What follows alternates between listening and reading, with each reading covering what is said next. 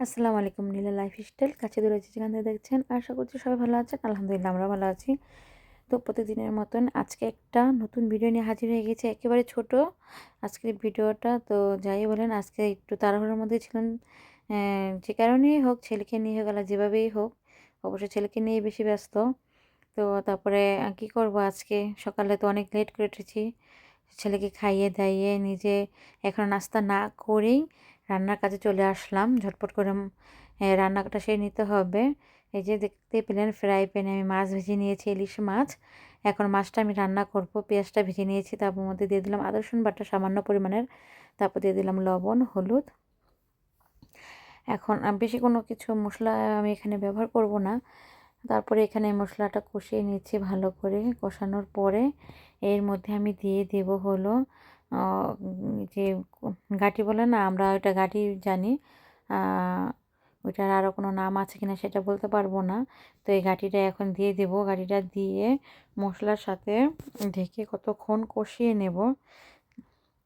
দেখতেই পাচ্ছেন গাঁটিটা, এই যে আমার খুব পছন্দের একটা খাবার। আর আজকে চাইনিজ ভাত রান্না করব, মানে রয়্যাল চাল যেটা, এটা 2 বছর হয়ে গেছে, প্রায় 2 আড়াই, হ্যাঁ এরকমই হবে, 2 বছরের মতনই বাসায় ছিল। তো যেই যেই চালটা খাই কাউসার আমরা, ওই চালটা আমাদের শেষ, আজকে রাত্রে নিয়ে আসবে, অর্ডার দেওয়া হয়ে গেছে। তো রীতিমতো একটা চালের বস্তা আছে, ওইটা আমরা আর কি বেশি ঘ্রাণ হবে দেখে ভাঙতে চাচ্ছি না, যে চাল যেহেতু নিয়ে আসবে ওইটার ভাঙবো কী করে, কী জন্য। তারপর যাই হোক, এই যে এখানে দেখতেই পাচ্ছেন পাশের চুলায় আর কি চাইনিজ চাল বসিয়ে দিয়েছি। ভাতটা খেতে এত মজা, এত সফট আর এত সাদা, খুবই ভালো লাগে। অবশ্যই রান্না হলে আপনাদের সাথে শেয়ার করব। আর এই যেখানে মাছটা দেখতেই পেলেন হয়ে গিয়েছে, আমি একটু ধনেপাতা দিয়ে নামিয়ে নিছি। কোনো কিচ্ছু দিই নাই, জিরা বা ধনে যেটা ফাঁকি আছে না, ওইটা কিচ্ছু দিইনি, শুধু আর কি ধনেপাতাটাই দেওয়া হয়েছে।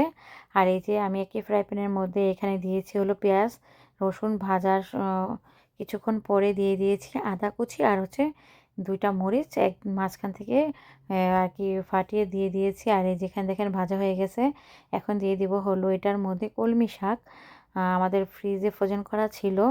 তো কাটাকুটি আর দেখাতে পারিনি, সেজন্যেই ফ্রোজেন করে রেখেছিল আব্দুল্লার বাবাই। দেখেন সিদ্ধ ছাড়া শাক, কি বলবো। আর এই যেখানে শাকটা আমার হয়ে গেছে, ঝটপট রান্না করে ফেলেছি। তো খুবই ভালো লাগে আদা কুচি দিলে, আর ফ্রেশ শাকের সাথে তো আরও বেশি ভালো লাগে। আর এই যে এখানে আমি তন্নটা বসিয়ে দিয়েছি। পেঁয়াজ সবসময় যেভাবে বসাই আপনাদের সাথে আমি আরও শেয়ার করেছি এটা। পেঁয়াজটা ভেজে তার মধ্যে দিয়ে দিয়েছি আদা রসুন বাটা, তারপর কষিয়ে নিয়েছি।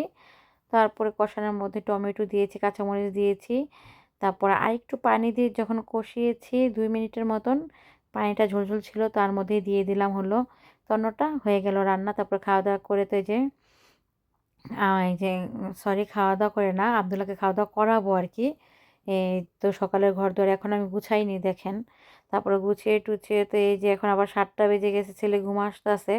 ছেলেকে ঘুম পাড়িয়ে এক দৌড়ে বাসা যা যা কাজ ছিল, একটু টুকিটাকি তেমন ছিল না, খেলনাগুলি এলোমেলো ছিল, সেগুলো একটু গুছগাছ করেছি। আর এই যে বাইরের আবহাওয়াটা ভালো, খুবই সুন্দর, কিন্তু অনেক বাতাস আজকে আবার।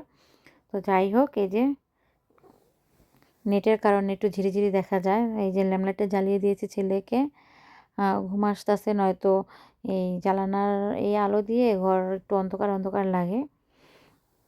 তো আমি আঙুর ফল খাবো এখন, আর ভিডিও আপলোড দেবো। আপনারা সবাই ভালো থাকবেন।